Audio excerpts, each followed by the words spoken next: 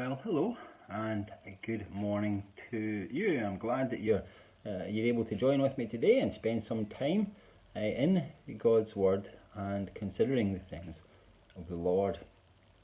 Well, last week, as some of you will know, I went on a theme park trip with Fraser, Sophie, Jacob, and Benjamin. We visited the Pleasure Beach in Blackpool, which is an old family favourite. And we also went on a day trip down to Alton Towers.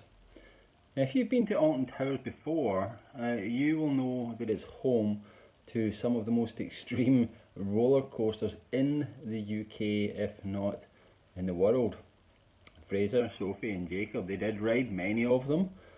Don't worry, I was quite content seeing Ego Pigo and Upsy Daisy on the In the Night Garden boat ride with Benjamin.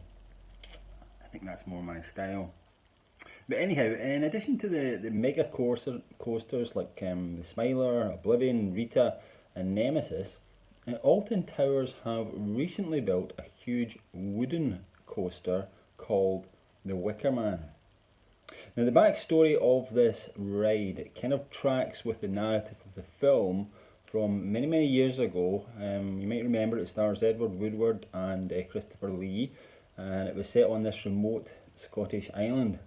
But anyhow, the advertising slogan of the ride, the tagline as it were, is the phrase, "Be chosen." Be chosen. Now the words "be chosen" were emblazoned on the ride's entrance, and I even saw a lady walking through the park with the ride t-shirt on which the statement was placed in bold letters. Now when I looked at this, I couldn't help but think about how the phrase "chosen" is employed frequently in the Bible. And it's employed in regards to God's relationship with his people. Friends, if you are a Christian today, you have been chosen by God.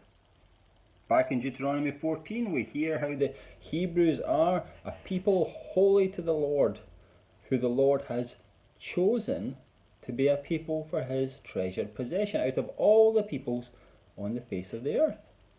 In Ephesians 1, Paul writes of how God chose the recipients of his letter, the Ephesian church, and he chose them before the foundation of the world. In 1 Peter, the apostle describes the church as a chosen race, a royal priesthood. In 1 Thessalonians, Paul writes, "Brothers loved by God, he has chosen you." And in 2 Thessalonians, he talks about how we ought always to give thanks to God for you, brothers, beloved by the Lord, because God chose you as the first fruits to be saved. Folks, it's like this.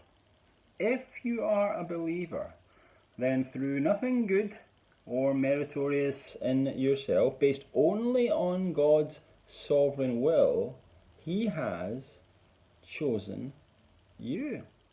He's called you out of darkness and into light to be his treasured possession. As Jesus himself informed his disciples in John chapter 15, "You did not choose me, I chose you." Friends, today give thanks that you serve a God who has called and chosen you. Give thanks that you could, if you like, wear a t-shirt that says, "I've been chosen." But do more than that.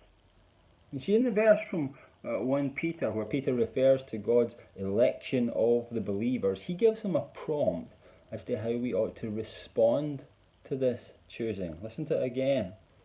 "You are a chosen race, a royal priesthood, a holy nation, a people for his own possession, that you may proclaim the excellencies of him who called you out of darkness into his marvelous light." God chose you that you might do something. Do what? Well, proclaim the excellencies of him. God chose you to give glory, honour and praise to himself. So that's our call, beloved.